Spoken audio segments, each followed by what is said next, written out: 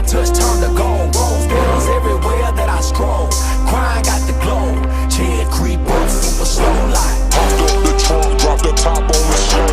Had the extend, had the extend. Pumped up the trunk, dropped the top on the shelf. Had the extend.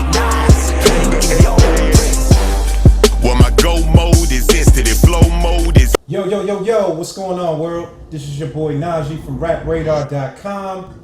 And today, man, I got a very special guest. Now, seated to the left, man, I love when the OGs come by, man. I love when I get to smoke something with legends and talk my shit, man. Listen, I got Mr. Trill himself. My man, OG Bun B, what's up, brother? I'm good, Najee, man. Thanks for having me. Thanks for pulling up, man. This is special, man. You create a nice little vibe on this show, man. I'm not mad. Little Deuce, hey, we just, you know what I'm saying? It feels very age appropriate. I like that. We know what I'm always here. We got the OGs, the young ones. We talk some boss talk. I love it. All right, so now tell me, it's been about 5 years, Bun, since we got a project like this. Return of the Trail is here. Like we're here.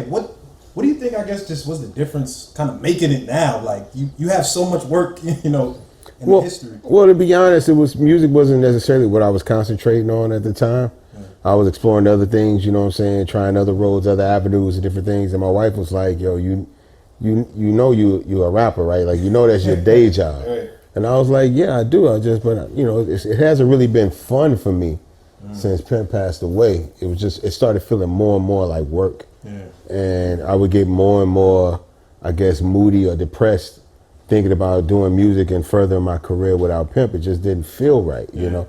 When Pimp was locked up, we made records out of necessity. Like, I never really wanted to be a solo artist. I became a solo artist because my partner got incarcerated. I was in the greatest group of all time. I had the greatest producer in-house, so I had no need to want to concentrate on me. I was in a good situation. Yeah. But, as reality starts to kick in and you realize, unfortunately, Pimp isn't coming back.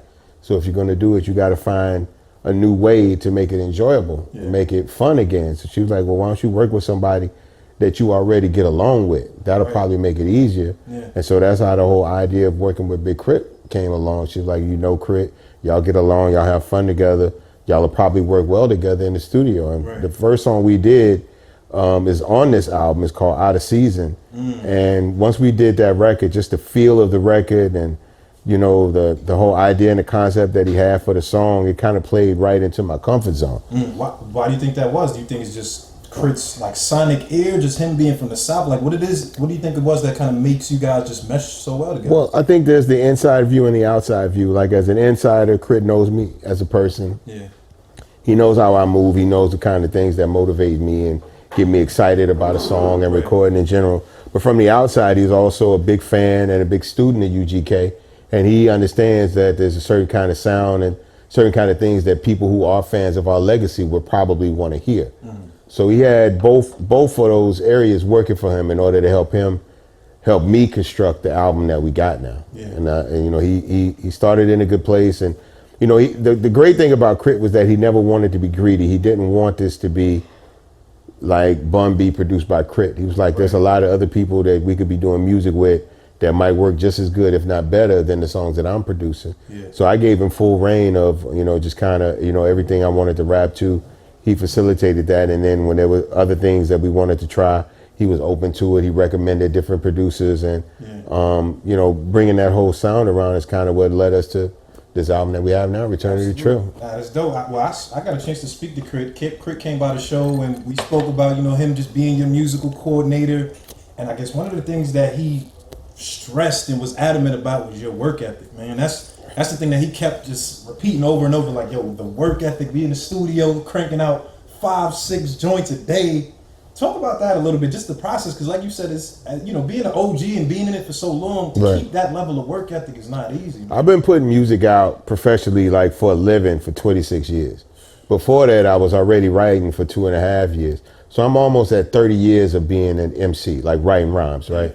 And if you're doing something for 30 years and you don't know how to do it quick and on time, you probably shouldn't be doing it. That's a fact. You know what I'm saying? So, do you get jaded though? Like, jaded in the sense, like, just kind of creating, and you've been at it so long? I can do it, right? But even and for most people, it wouldn't be noticeable. Yeah. Because me at like a 6 or a 7 is still for other people a 12. You know what I'm saying? That's a fact. So me on my worst days is still better than most people on their best days because of how serious I've taken it and how much time I've already put into it. Once I write the first line, the other 15 are done. You know what I'm saying? Is that how you approach a record? Like absolutely. Because obviously, like first introduction is, you know, like I'm 29 years old. When I heard Big Pimp and that changed, like literally, it's the big Southern rap impresario. Right. That's like the first. So that's something you concentrate on. Yeah. Most rappers try to get their last 4 bars right. They want to close out good, but I like to jump out there and catch your attention from the beginning.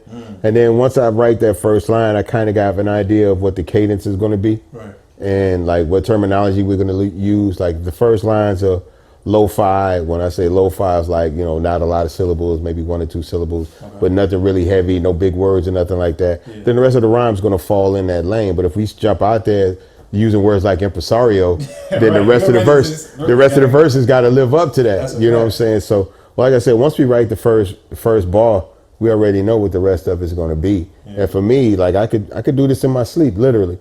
So for me, writing rhymes and doing music isn't the hard part. Enjoying it and making sure I'm not phoning it in was the hard part, because I didn't want to just rap because I felt like I had to. I wanted to rap again because I wanted to. Right. That gives a different level of urgency, a different level of potency, and it determines how comfortable you're going to be throughout the scenario.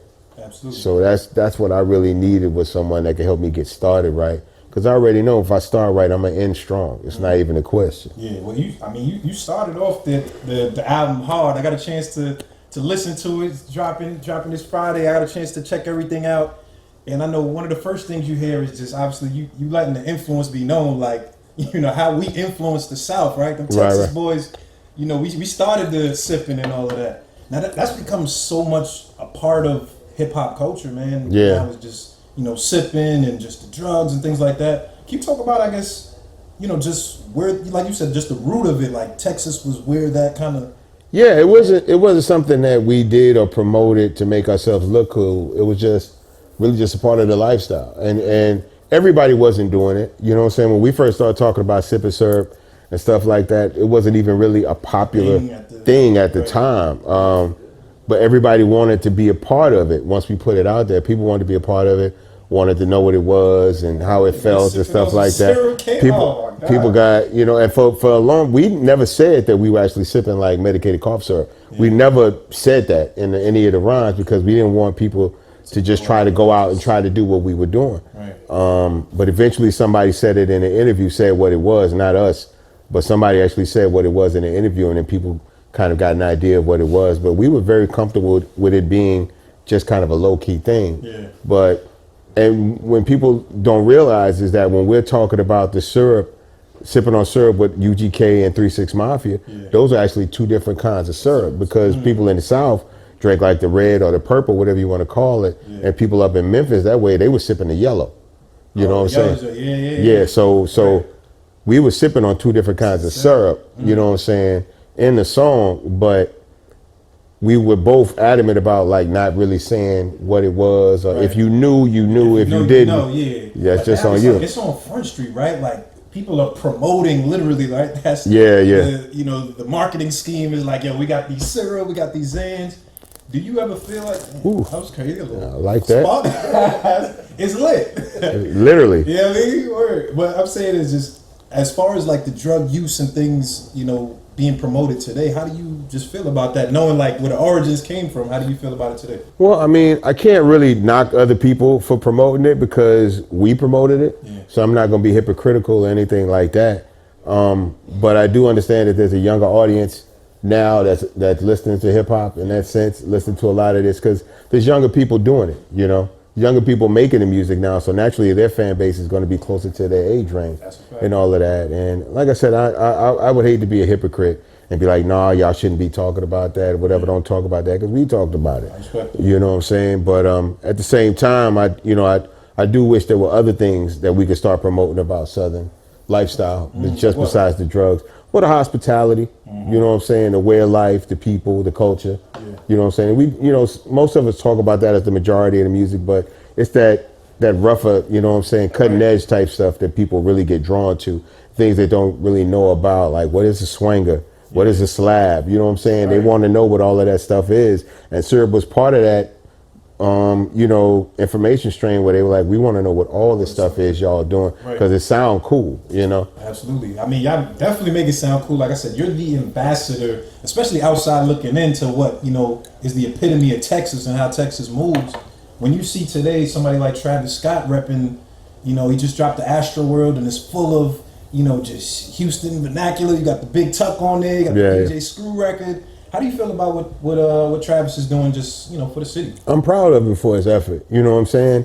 I know Travis is in a place where a lot of people try to say that he doesn't really represent Houston culture or whatever, but every time I've ever seen him and everything he's ever done, he's always been about Houston and repping the city. So it took him literally naming his album Astro World and incorporating all these different, you know, elements of H-Town lifestyle for people to actually start trying to give him his credit locally in Houston as repping the city a certain way. Now, nationwide and worldwide, he's been an amazing artist. You know, he's a great rapper, he's a great producer, he's a writer, he's a singer, he's an incredible entertainer. So he does everything very well, but there's always going to be critics, especially at home when you're an artist, that say, man, you need to be repping the city a certain way. And, you know, he made an effort now, but I wouldn't want him to keep trying to go out of his way to prove that he is from Houston. Everybody that knows. Anybody that has a problem with it at this point, they just hating. You know what I'm saying? Because you can't get more H-Town than Travis Scott right now. Right. How is it that in Houston, man, y'all got like this culture, this subculture that it's like you can be big in Houston and making a crazy living, but it's like, you know, that's where the base is. Like people like Zero and Trader Truth, right? You know, these guys got like this big base. Houston seems like it's a big market, but it's still very tight knit kind of. Well, Houston is, as far as buying music is concerned, has always been in the top 3 markets in the country. Houston has always been a big supporter of music in general, rap music to be specific, and because of the fact that a lot of these artists didn't really have an outlet outside of the South to release their music, you know what I'm saying? A lot of people didn't understand it, so they wouldn't support it. Damn sure didn't want to sign it. So they had to kind of figure out how to make their bones and make their money outside of the powers that be. So when you figure out how to sell your music to people without having to go to New York to promote it, without having to go to LA to promote it, once you figure that out, then you have no reason to want to do it on that level. And if somebody wants you to do it, then they got to pay out their ass in order for you to do it. And then once the system doesn't get everything they wanted to get out of you and manipulate you or squeeze you out, you know what I'm saying, like that, you can always go back to the old way of doing things. So we get the best of both worlds. We get the love from home and the ability to take care of ourselves primarily through our own local fan base. But then once that blows up to a way that major record companies can't ignore it, then we get a piece of that slice too. And then that doesn't even have to really last long, because we can always go back to our original way of getting money and having a comfortable lifestyle. Right. I like that. I respect that. So I wanted to dive into the album a little bit, man. Like I said, I had a chance to listen to this project, man. You got some joints, bud. Thank you. You got some joints over Thank you, man. I appreciate it. So the first thing, obviously, this Trill Over Everything.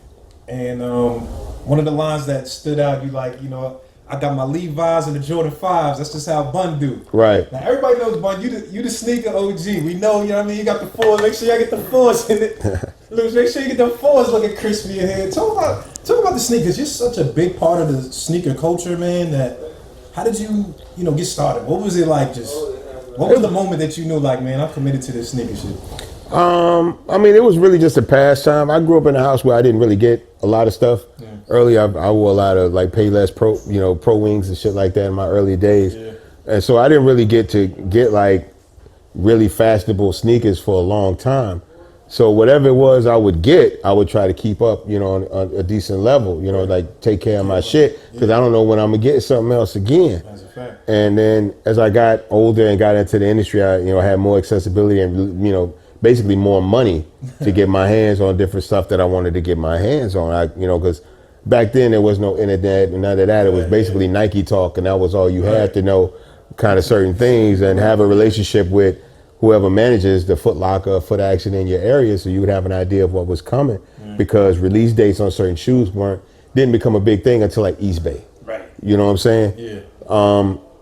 And then like, you know, I started letting it be known that I had certain sneakers and could pull them out, you know, certain OG sneakers in decent condition and things like that. And I remember meeting Clark Kent very casually through music and different things like that. And then one day he called me, he was like, yo, you want to really get in this sneaker thing? Yeah. I was like, what do you mean? He was like, well, there's really a whole other world to this. There's a whole other level. Right. But everybody's not getting in it, getting into that. He's like, but right here, right? yeah, but if you wanted to, but if you're serious about this, you want to come in, let us know. But you know, if you're going to do this, you got to know that you can't fuck with this dude or you can't fuck with that dude because those dudes are known for being associated with fake shoes and different things like that. Yeah. And I was like, well, that's got no problem. That's got no problem with me. I'm with it all the way. And then, you know, Clark opened me up to a whole other world of like sneaker collecting, you know what I'm saying, in general. I mean, people like Premium P, people like Mayor. I had a relationship with Greg Street through music, but I had no idea what kind of collector Greg Street was, you know what I'm saying? So once I was led into this like inner circle, inner world, it was like very eye-opening for me. You know, I thought sneaker collecting I thought it was just a very casual thing. I didn't know how serious some people took it. And then the other side of it, quite honestly, as far as really getting seated and stuff like that, came through Mike Bibby. A lot of people don't know. Mike Bibby was the homie. And Mike Bibby was like, yo, I want to make sure you start getting... Oh, and this was he was on the Kings at this point? Yeah, he was just a homie. Yeah. You know what I'm saying? And he was just like, man, I want to make sure, like, he would have something come in. He'd be like, yo, send Bun a pair. Right. And he was like, yo, Bun, you need to meet my guy, Reggie. And, you know what I'm saying? Reggie. He was like, Reggie will make sure you're taken care of. So Reggie would just be sending me, you know, random GRs and stuff like that. And then, you know, eventually Reggie and I became very close. And he was like, yo, Bun, I'm going to send you this right quick. And I'm going to send you that. And then I got close with Gentry. And Gentry was like, yo, I'm going to lace you with this, but don't tell nobody. And things like that. And then Dawn from Nike Sportswear, who I really miss. I miss her not being in the game. And I really want her to come back 100%. You know, definitely prayers up for Dawn. Absolutely. But these were people that like, yo, we're going to send you something. We're going to take care of you. And I always did right by them. I never gave up my plugs. You know what I'm saying? If I had to keep something low key, I just kept it to myself and things like that. And it just kind of spread out from there. So what would you say if I was like, yo, Bun, I'm broke right now. I got to go to eBay and resell some joints. What would you say got the highest resale value out of all your kicks in the collection? Probably the pair on my feet, to be honest. Eminem 4s right now. 30,000. Yeah. The lowest price I've ever seen for these was like 18,000, 19,000. Like if you go on Flight Club right now, I think it's like 19,500 for these. You know what I'm saying? And this was a gift. You walk around with a house on your feet, man. You know that. I would never sell these shoes. It's a crib on your feet. That's the thing. Everything that like Reggie or Dawn or any people from the sneaker companies sent me, like, yo, I'm finna send you something special. I would never sell or anything like that. Now, a lot of the ill shoes that I've copped personally and spent my money on, I would let my son would take a couple of pair. My nephews used to come and bleed me. Like, I remember I was like, I would go to like my sister-in-law's house and like, if I walk in through the garage, instead of the front door, I'd be looking at certain shoes. I'm like, yo, you cut the grass in those? Oh, they got like, really? You cut the grass in that? Yeah. And it was funny because when the Altitudes came out, the Altitudes got reissued a couple of years ago.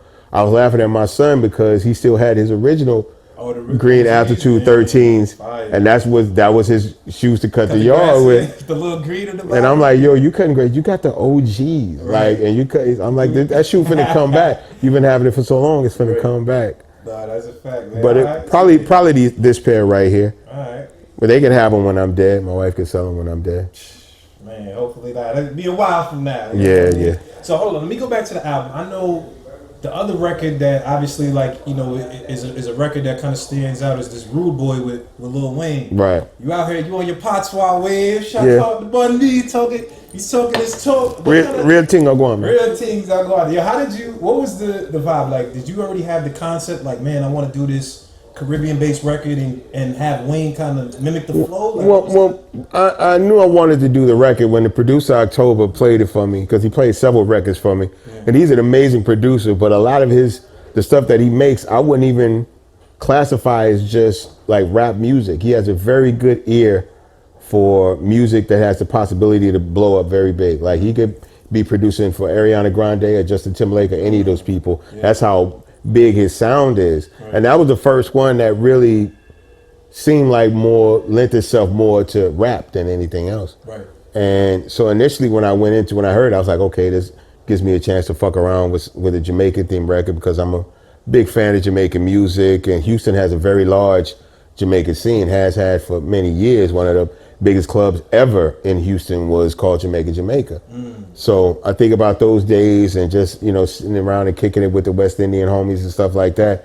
And not like I'm trying to act like I'm Jamaican or anything like that, but we have fun with music, And so when I did it, I was like, who could like walk this line but wouldn't necessarily be the person you would expect to do it. Right. I knew Wayne had a very large sensibility to reggae, you know what I'm saying? There's a large Rastafarian community in New Orleans and always has been. That's how Wayne ends up with dreads very early in the game before dreads were very popular. Right. And so, and I knew I wanted to do a record with Wayne just because he's simply one of the best ever. That's a fact. And, I've known him for so long, and it always feels good when he and I reconnect, not just on the song, but just in life, period. Yeah. And, that was a record I sent to him, and I think I got that back in like 2 days. Like, it wasn't even a Did you give him question. The vibe? Like, yo, I want you to do it like this? Or you just No, I just sent him the record. I was like, yo, I think this is right up your alley. Yeah. And he was like, it's done. Don't even worry about it. And I got it right back. Man.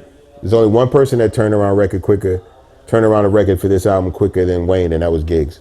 Okay, Giggs got the Yeah, Giggs sent that back in 24 hours. It was done. Man, all right, I like that. Good vibe, got the Wayne joy. All right, now, my personal, I think, favorite record on this, the Blood on the Dash. Thank you. Yeah, Bun. That should be. It's a lot in there, Bun. We got to get to the, you know what I mean? It's probably the closest thing that I have to a favorite record on there. Yeah. It's really a fight between that and the Pimp C dedication record. Yeah. But this record stands out because of the viewpoints of it, the time that we're living in. And I wanted to just be honest about the situation. So wait, let me explain to the viewers. Obviously, you guys are gonna hear this record, Blood on the Dash, and it's Bun kind of giving his perspective from a driver who's about to get locked up. I guess a driver who has some stuff in the car. He's rapping from the driver perspective, and then the police officer who doesn't really want to stop him but has to do his job, rapping from that perspective. And we're talking. There's so much in this when we're talking about just police brutality or you know what I mean, and just the perspective on it. One, I want to know how the story ends. Like, you left it there, and I'm right there. How the fuck did he get locked up? Like, what was the... Well, and that's why I left it open-ended, because in these situations, depending on who overreacts in the situation, it could go either way. So it shows you that both of these dudes, the police is not a bad cop. The guy that he pulls over is not a bad person. But circumstances arise during the interaction, and, you're left to wonder if the officer overreacts, what does he do? If the guy getting pulled over overreacts, what does he do? Because we've seen both sides of this. We've seen police attack people. Yep. We've seen people ambush police. I didn't want to stand on one side of the argument because I know good people, I know bad people, I know good cops, and I know bad cops, right? And I feel like a lot of these situations, they end up getting out of hand sometimes based on people not really knowing what the other person is thinking or what the other person has planned. So I tried to give perspective on what it's like to get pulled over. Yeah. And be uncertain of what the outcome is going to be, and to also be the person that pulls someone over and not being sure what the outcome is going to be. I'm not making excuses for bad cops or bad people, but this is a very real situation that we're dealing with right now. I think a lot of these young cops who are new to it, which if you look at the majority of these shootings, a lot of them are police within their first 2 or 3 years of even being in service. So do you think it's more like when we see these police shootings, do you think it's a lot more of officers being afraid more than just like a race issue, like, hey, you're black, I'm about to shoot you? Or is it more like what's the perspective on it? Like, well, I think there is fear in there, but I think that's because, the way that black people in general are looked at, right? Like, for some people who really don't understand black culture, you don't know what a thug or looks like compared to a dude that's just wearing a hoodie and some sneakers, you know what I'm saying? Right. So there could be a lot of misinterpretation based on that. And then for the guy getting pulled over, there's so much going on in the news right now with police killing people. He doesn't know if he's going to live through this situation if he doesn't act first. Right. And this is something that happens, it's happening right now. Yeah. Like literally as we're sitting here talking, probably 5 or 6 of these police interactions are happening right now in cities across America.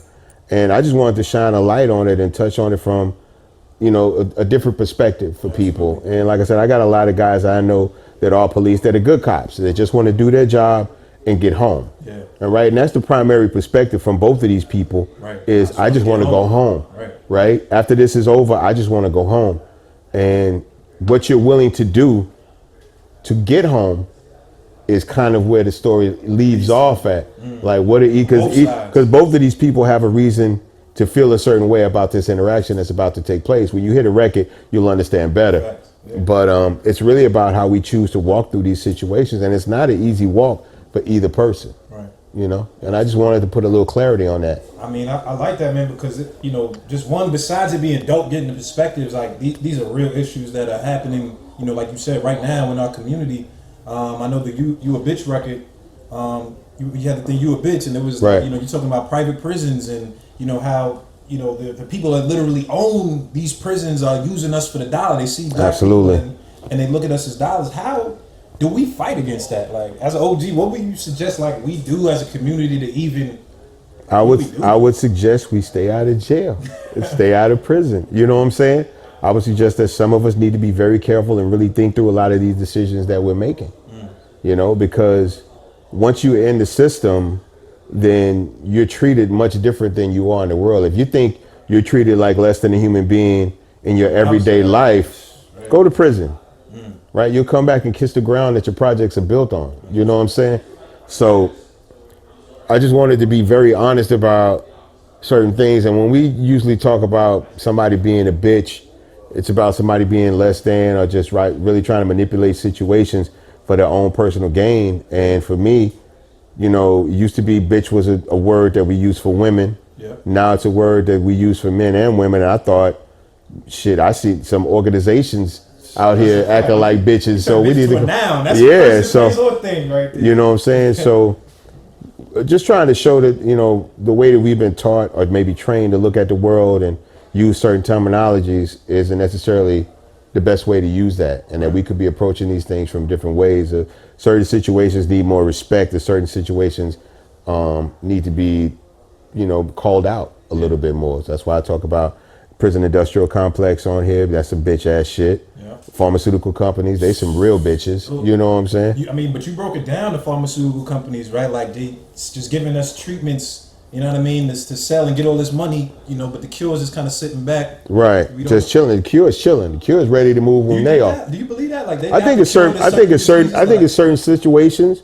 I think a company has an option to either take what they have now, which can give people, they can live with the disease or whatever complications they have, or they could spend a little bit more money on research and development and actually over the next couple of years find a cure for some of these things. But the stabilization of disease is much more profitable than the actual curing of a disease. And these people are in it for the profit, pure and simple. Yeah. So I felt necessary to call them out on this shit. I mean, that's dope, man. And I like just the wave of consciousness, right? Like, I know I listened to Nipsey's album. He was talking about, Dr. Sebi, and just the cure for AIDS and everything. How you feel about? Do you think that that's legit? I wouldn't be surprised because, him being taken out the way he was very suspect. It's very suspect. And it's not like this government hasn't done underhanded things before that have, just now coming to light. The Tuskegee experiment,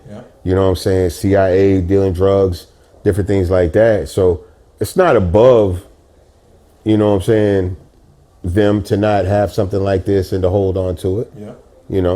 I can't see them being above that. At all. Do you ever get not fearful, but little anticipation from just when you exposing these kinds of things? There's people that ain't gonna be too happy about that, man. Like, yeah, but I mean, I'm not the first person to talk about that, and I'm not the biggest name in the world, so I wouldn't necessarily say I'm a fly under the radar. But I don't think I'm on anybody's #1 take him out list either. Right. Right. I'm sure the FDA is higher on that list. FDA is higher on that list than I am. Right. Nah, that's for sure. Nah, so like I said, those are two records that really, stood out, and obviously, like you got the dedication to Pimp. Yes. Which is a very special record, not just because of what it's about. Obviously, people know I still care about my brother, and I miss my brother dearly. but I was able to get like two of the most talented people from Texas right now, getting Leon Bridges, one of the best singers in the world right now, straight out of Fort Worth, and then Gary Clark Jr., probably one of the greatest guitar players to ever live. Even the great guitar players are acknowledging this from him right now, who's from Austin. So I thought to have, you know, the ability to record with people like that to make it a very deep and meaningful and soulful more than anything, because Gary's guitar playing is super soulful, and Leon's Bridges singing is the literal definition of soul. You know what I'm saying? So I wanted to make sure that by asking people of their talent to be involved with my record, that it was a song that really mattered and really hit people. Absolutely. And I think we did that. That's why we closed the record out with it. Yeah. But Gary's actually singing on Blood on the Dashboard. Oh, right? That's Gary singing the chorus and playing the guitar. Oh, wow. So that's why we went to, at the end of the record, when you're kind of left with what happens now, the guitar is kind of like playing out the emotion of the interaction. I feel that, man. So I know, unfortunately, R.I.P. DJ Ready Red. Yes. Passed away recently. How, I mean, just influential was he just for you guys, just the sound, man? I mean, if there's no DJ Ready Red, then there's no Ghetto Boys, and then there's no UGK.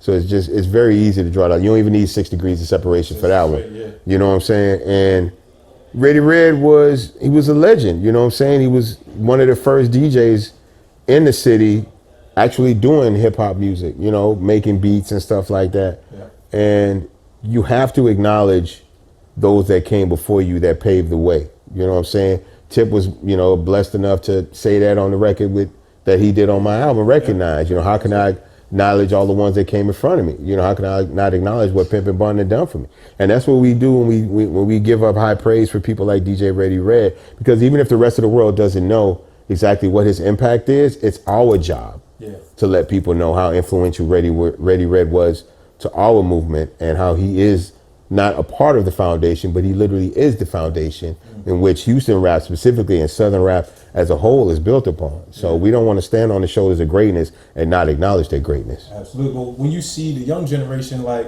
not respecting the OGs, are you mad at it, or is it like what's the vibe? Like, you know, a lot of the young guys, when you hear them talking about interviews, like they ask them about Tupac, and they always like, you know, they ain't think Tupac was lit or whatever the case is. Just the young guys, when they reference OGs without the respect, I mean, what do you feel about that? What does Bun say? I mean, everybody has to be who they are. You know what I'm saying? There's a lot of things about this world I didn't probably respect when I was 18, 19 years old, out there smoking fry and just living my life and doing my craziness. There's probably things that I took for granted, you know, that I didn't really acknowledge. And when you hear young rappers like that say things like that, all that tells me, doesn't tell me a lot about them. It tells me a lot about the people that were around them, right? That maybe different people didn't really let them know how influential certain things were and how important, you know, some people was. And I don't think anybody could take for granted the impact of Tupac to black culture, because there's things that maybe young people are doing or saying or portraying through hip hop culture, black culture, that they don't even realize they get from Tupac. Anybody that is willing to stand up and question authority through their music or using their platform to address that kind of a thing gets that from a Tupac. If not Tupac, is even further back with a Chuck D or somebody like that. You know what I'm saying? And so I wish there was more explanation of the culture to young people. That's all I think is really missing, is the fact that we haven't really broken down this culture to young people in the way that we should. And we've kind of left them to figure this out on their own. And so certain things are going to take priority over other things because they simply don't have the frame of reference, and nobody's really kind of laid it out for them. So I can't knock young people for not knowing what they don't know. That's our fault for not educating them deep enough. You know what I'm saying? You can't get mad at people that don't know. It's the people that know and don't say anything. That's the problem we have. Right. All right, for sure. All right, well, we're going to switch gears a little bit. I want to talk some Texas shit. Now, Bun, I know you a sports guy. Yes. My man, I'm a Knicks fan. You know what I mean? My man Carmelo got traded. They traded my man Melo away. Y'all still got Odell. New York sports fans, y'all still got something to be proud of. We got something to be proud of, but like I said, they got Melo. He's over there on the Rockets now. How you feeling about that, man? Melo's an old friend. I've known Melo since Syracuse. And so I'm very happy to have him on the team, but that might be for selfish reasons, right? Because he's the homie. Two, he's Jordan Brand, so he's the homie. Oh, that's gang right there. You know what I'm saying? Right. So, like I said, I may be a little biased in it. I like the fact that he's on a team now where he's not required to be the primary scorer, right? So he can feel more comfortable in whatever role it is that they ask him to play. Yeah. Now I'm still gonna be looking for 20, maybe 25 points a game if he's starting. If he's starting, you think he should come off the bench? No, I don't think he should come off the bench. But I could see scenarios where if we're running small ball, that maybe we wouldn't have him in. You know what I'm saying? But I think Melo's in a place where he doesn't have to be the center of attention. Right. He doesn't have to be the star on the team. Wherever they want to put him at, where he feels he's viable and can contribute to the team. Yeah. Melo's in a place now where I think he's good with that. Right. You know what I'm saying? He's made a ton of bread. You know what I'm saying? So it's not about that. In the game, so I don't even think this kind of a move is about money. It's about putting himself in the best position to get that chip. Right. And I mean, we were literally Chris Paul ain't missed the last 2 games. I keep telling people, if Chris Paul doesn't miss those last 2 games, we win one of them. I agree. Maybe not, you know what I'm saying? Maybe not both, 6. Maybe not 6, because we only needed 1 win. That's a fact. To take the West. So I feel like if Chris is in and Chris is healthy, we win one of those games. Yeah. You know what I'm saying? So, and it's good now that they're both going to have somebody else that they can rely on. Absolutely. Right? Whenever, something is wrong with Harden. Melo steps up, and they're guys who have played. Melo's a guy that's been in big games and played in big situations before. Absolutely. So he can come off the bench or come off, get in the game at a certain point and not let the grandioseness of the game interfere, with what he needs to do. The cameras and all of that is not going to be a big problem for him. He'll still be able to be Melo. That being said, bringing Melo in still doesn't address our defensive situation. Most Ariza and you know what I'm saying? Like I'm really torn about losing Ariza. I really feel like Ariza was, for one, our best defensive player. He's good for steals. He was a lockdown defender for sure. But at the same time, Trevor deserves to get that check. He deserves to get that check. He played a lot of years here. And I'm saying here, he played a lot of years in Houston, and he contributed greatly, during his time there. We couldn't have asked him to do any more than he did. And if we weren't going to give him the money that he felt he deserved, it was only right to let him go and let him go do what he needed to do. Not that we could really stop him or anything, but, I really appreciate it. And then Trevor's a very down-to-earth person, too. He was extremely accessible in the city. He didn't put up walls between him and people. You could see him in the city. He was always able to approach and talk to and stuff like that. And that's the kind of thing that I miss is when we have guys like that really embrace the city and really embrace Houston and the people of Houston and the culture of Houston. Right. And then we end up losing them. Those are the kind of things that rub me the wrong way. Right. But also his defensive talent as well. So we got a couple of young boys. And then I think we lost Mbute too. And Bamute. I never could figure out how to say that brother's name. I apologize, brother. But and he was solid in his position when he was healthy. He did his thing. You know what I'm saying? So we're just gonna have to find guys that understand that they have to pick up that slack. Right? They have to go above and beyond when it comes to the defensive side of the ball, because scoring has never been our problem. We've always been top scoring team. You know what I'm saying? You're gonna run it up. We're gonna run. You know what I'm saying? And that's good because that plays to our strengths. But when we get in these 5 games and these 7 games with these teams, especially teams as great as like a Golden State and potentially what the Lakers could be, because the Lakers had a young run and gun team too. Now they got not only a living legend in LeBron, but somebody that can walk them through these tougher games and these tougher situations. Get them that veteran. You know what I'm saying? Yeah. The West is NBA. I'm sorry, I'm not. No disrespect, but the West is the NBA. You right. And that's why I'm telling all of y'all need to come back to the East next year. That's a road to the finals. That's an easy road, man. But the East is good though in football though. Y'all are good on that side. All right, so hold on. This is another Texas question I always wanted to ask you. Obviously, Jay Prince has been a major influence, man, in your career. Oh, the biggest by far. Yeah. What do you learn from him? Because it's not until recently that I started really seeing interviews and getting the understanding of the man, right? But all you hear is just the myth of Jay Prince is just this guy you don't want to mess with, and right. You know what I mean? What can Bun say about just Jay Prince and just the impact that he's had on you and just the culture? I think the first thing is that for a person as powerful as he is, with the money that he has, he doesn't have to reach back.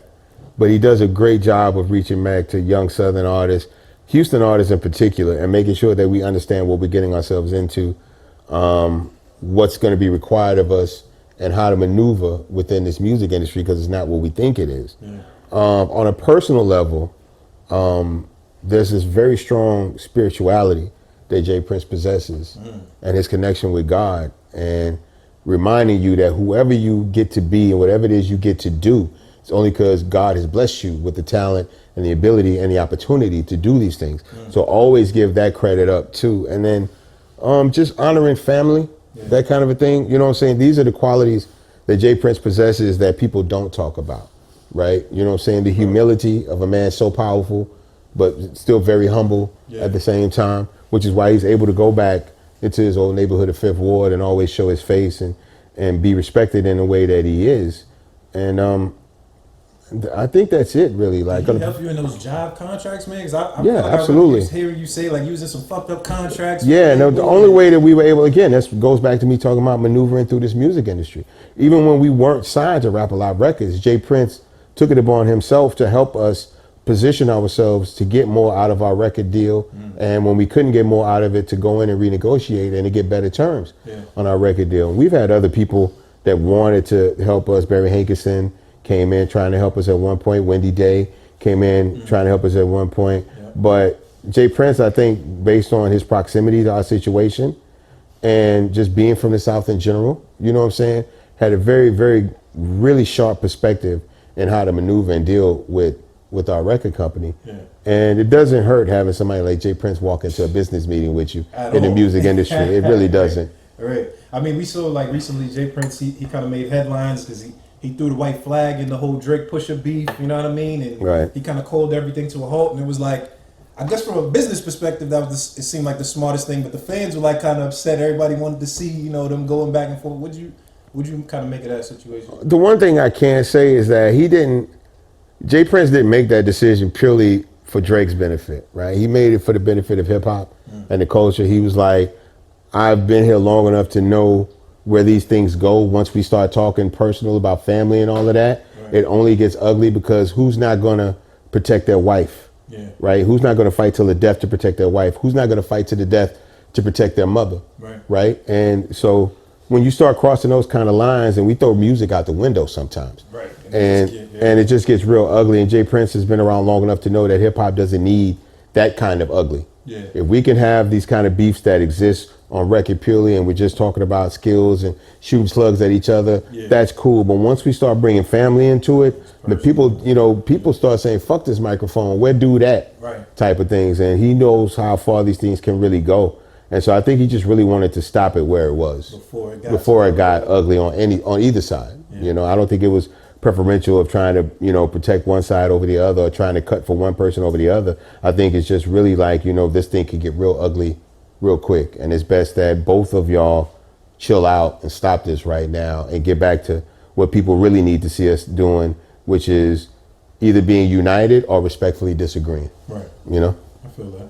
All right, cool, man. Listen, Bun, first of all, I just want to know, and lastly, like I said, we back with this new project, you know what I mean? And you've had so much that you've been doing, you know, from the coloring book to we got the show, the cooking show, you know what I mean, with your wife, and it's just, I never know what's going on with you, man. I feel like every few months you got a new venture that's going on, and it's crazy and it's hot. What can we expect the fans just, you know, what's next for Bun and, you know, just kind of moving forward? Well, like I said, a lot of these other things that I was doing because I didn't feel comfortable, like, you know, making music in that sense. And because I wasn't signed to anybody, I wasn't contractually obligated to make music. So it's really about getting back to a comfortable place with making music. And now that we're there, we're very much back into the releasing music game. Like, we recorded over 50, 60 records over the last 2 years. And so now it's about getting the best of that music out to the people. And then, like, for me, to be very honest, I wanted to make sure that there were some things in the chamber in case, God forbid, anything happened to me. I didn't want to leave my family just like stuck. You know what I'm saying? So I wanted to make sure that there was ample music, you know what I'm saying, tucked away in the safe, so that, you know, my wife could continue to release music and still have a comfortable, you know, life. in case something happens for me. I want my family to be taken care of if I'm here and if I'm not here. So the whole proliferation of music that we recorded, I was in a good place. And I was like, yo, even if we don't use some of this music now, some of the themes that we touch upon are very universal and can really come out at any time. There was one thing that Pimp was very adamant about making music. It was like, if you want to talk about cars, we'll talk about cars, but let's not talk about the year of the car, right? Like talk about Benzes, talk about Beamers, talk about Rolls Royces and Bentleys, because the brand will always exist and that will always make the music relevant. Wow. But if you start talking about a specific 600 or the 350 or these kind of things, then you limit yourself to a certain period and time, you know what I'm saying? So we try to make music that had themes that were very universal, and whether I dropped it in 99, 2009, or 2019, there was relevance for people. Yeah. And so that's what we did with this album. There's a lot of music that we made that, even though we made it yesterday, will still make sense tomorrow. Right. So today I feel like dropping it, I can drop it. That's what's up, man. I know you said, I've been doing this since the 90s till my 90s. You know what I mean? So we looking forward for more from Bun, man. Hey, listen, I'm not even just saying this. This was a dope project, bro. Thank you, man. Thank you. I went a little heavy. My wife was very adamant about us keeping it at 10 songs. She's like, because the 10-song album is very tight. It's concise. People can get into it real quick. They don't feel like it's been dragging on long. But I know what she's doing, man. No, she knows. And that's the thing. Like with my wife, I've never kept this industry away from her. Yeah. I wanted her to have some sense of what I do for a living, for any reason, because anything can happen. So I always took my wife to meetings. I always take my wife to concerts. My wife knows the music industry, but she's just basically sat back for the last 18, 20 years, just kind of peeped everything. Right. And so now I'm kind of following her lead on things because she's got a good perspective of this stuff. All I ever really did was just went in the studio, made the music, and then whoever wants to, whatever somebody's got to do with it after that. Yeah. But now, because it's just me, she's like, we got to be more upfront with everything. We got to be more calculated about what we do. And she helped me get to a place where it was fun again. So you wouldn't even have this album or the albums that followed this if it wasn't for her. That's why she's the executive producer of this project. That's fine, man. Shout out to Mrs. Bun too. That's, man. Like, I'm not an executive producer, right, on this project, because I know what part I play. I'm not looking for any credit that I'm not due. Sure. Absolutely, man. Hey, yo, Bun, I appreciate you pulling up, man. Yeah, man. Hey, this is a dope episode. Thank you, Najee, man. Talk, Thank you. Got the OGs. Make sure y'all go get this album, Return to the Trill, August 31st. It's a Cigar Talk, Rap Radar. We out of here.